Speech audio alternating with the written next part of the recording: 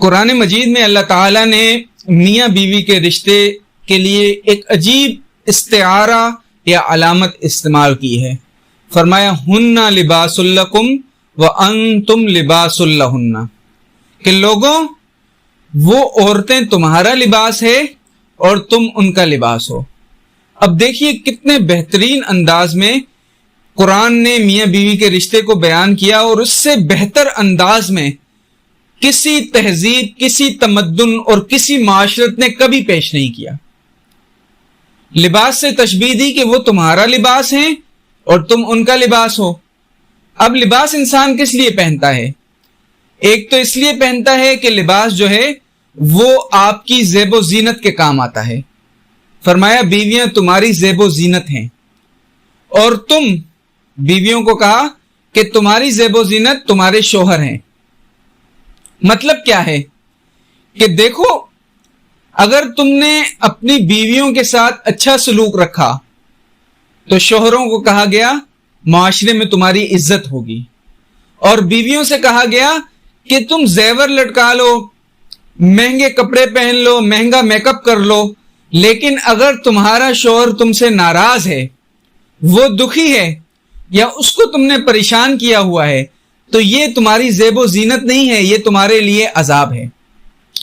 دوسری بات کہ لباس سے جو ہے پردہ ہوتا ہے. اب عورتوں کو بتایا کہ دیکھو تمہارا پردہ تمہارے شوہر ہیں، تم اپنے شوہروں کا پردہ ہو. یعنی دونوں کو تنبیہ کی جا رہی ہے کہ جس طرح لباس تمہارے عیبوں، کمزوریوں کو اور نقص کو چھپا دیتا ہے، اسی طرح عورتوں کو بھی اس طرح ہونا چاہیے کہ وہ شوہروں کی کمزوریوں کو چھپائیں، اور شوہروں کو اس طرح ہونا چاہیے کہ وہ اپنی بیویوں کی کمزوریوں کو چھپائیں. یہ نہیں ہے کہ آپ ہر وقت کمزوریاں تلاش کرتے رہیں. جیسا کہ ایک حدیث میں آتا ہے کہ رسول کائنات صلی اللہ علیہ وسلم نے فرمایا، لوگوں کہ تمہاری بیوی کے اندر اگر تمہیں کوئی عادت پسند نہیں ہے تو اس کا مطلب یہ نہیں کہ اس پر تان و تشنیع کے تیر چلانا شروع کر دو اور اسے چھوڑ دو، بلکہ تمہیں اس کی ان عادتوں کی طرف دیکھنا چاہیے جو تمہیں پسند ہیں، اور اسی طرح کمپرومائز کر کے زندگی گزارو. اور ایک جگہ کیا قرآن میں فرمایا اللہ تعالیٰ نے وَعَاشِرُوهُنَّ بِالْمَعْرُوفِ، کہ اپنی بیویوں کے ساتھ اچھی زندگی، بہتر زندگی گزارو. مفسرین نے لکھا ہے کہ اس آیت میں اللہ تعالیٰ نے عورتوں کے لیے سفارش کی ہے مردوں کو. یعنی جیسے ہمارے پاس اگر کوئی سفارش کرنے آئے، کوئی ہمارا چاہنے والا ہو، تو ہم احسان شرم سے اس کی سفارش کو مان جاتے ہیں.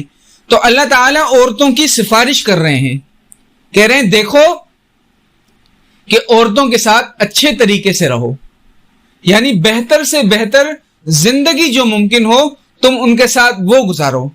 یہ نہ ہو کہ تم تو بہترین زندگی گزار رہے ہو، اچھی زندگی گزار رہے ہو، اور تم نے اپنی بیویوں کی زندگی تنگ کر رکھی ہے. بلکہ اللہ تعالیٰ نے جتنی کشادگی تمہیں عطا کی ہے، جتنی وسعت رزق کی فراوانی تمہیں عطا کی ہے، اپنی بیویوں پر بھی وہی فراوانی دو. رسول اکرم صلی اللہ علیہ وسلم نے فرمایا کہ تم میں سے بہترین شخص وہ ہے جو اپنی گھر والی کے ساتھ بہتر ہے، اور میں تم میں سب سے بہتر ہوں کیونکہ میں اپنے گھر والیوں کے لیے تم سب سے بہتر ہوں. دیکھیں، یہ نہیں فرمایا کہ تم میں سے بہترین شخص وہ ہے جو سب سے زیادہ نمازیں پڑھتا ہے، جو سب سے زیادہ حج کرتا ہے، جو سب سے زیادہ جہاد کرتا ہے، جو پوری رات مصلی پر بیٹھا رہتا ہے، جو کبھی جھوٹ نہیں بولتا. بلکہ فرمایا کہ تم میں سے بہترین شخص وہ ہے جو اپنی بیویوں کے ساتھ سب سے اچھا ہے. اب حضرت صاحب معاشرے میں تو ان کی چاہے جتنی عزت ہو،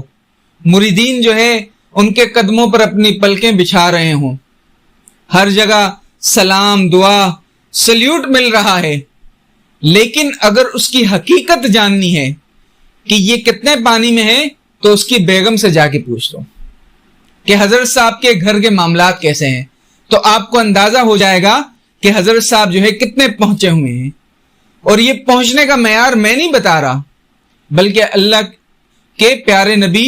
محمد الرسول اللہ صلی اللہ علیہ وسلم نے فرمایا. ایک بڑی عجیب حدیث ہے کہ ایک دن رسول اکرم صلی اللہ علیہ وسلم کے پاس ایک خاتون تشریف لائی، شوہر بھی ساتھ تھا، جھگڑا ہو گیا آپس میں، لوگ رسول اکرم صلی اللہ علیہ وسلم کے پاس لے آئے، کہنے لگی یا رسول اللہ یہ میرا شوہر مجھے چھوٹی چھوٹی باتوں پر مارتا ہے، پیٹتا ہے، ذرا ذرا سی بات پر گالیاں دیتا ہے، کھانے میں نمک زیادہ ہو جائے، کپڑے دھلے ہوئے نہ ہوں، تھوڑی صفائی نہ ہو، یا پانی پہنچانے میں دیر کر دوں تو یہ ہٹ چھٹ ہے اور ہر وقت جو ہے مجھے مارتا ہے، گالیاں دیتا ہے۔ تو اللہ کے رسول صلی اللہ علیہ وسلم نے اس صحابی کی طرف غصے سے دیکھا اور حدیث کے الفاظ میں فرمایا تیرا چہرہ سیاہ ہو جائے، کیا تجھے شرم نہیں آتی کہ دن میں جو ہے تو اس کو گالیاں دیتا ہے، اس کو جھڑکتا ہے، اس سے مار پیٹ کرتا ہے، اور رات کو جا کر بستر پر اس سے گلے ملتا ہے، کیا اس وقت تجھے شرم نہیں آتی؟ تو عزیز دوستوں، قرآن اور حدیث سے یہ بات ثابت ہوئی کہ بیگم جو ہے وہ آپ کے ماتحت نہیں ہے، وہ آپ کی غلام نہیں ہے، آپ کی ملازم نہیں ہے،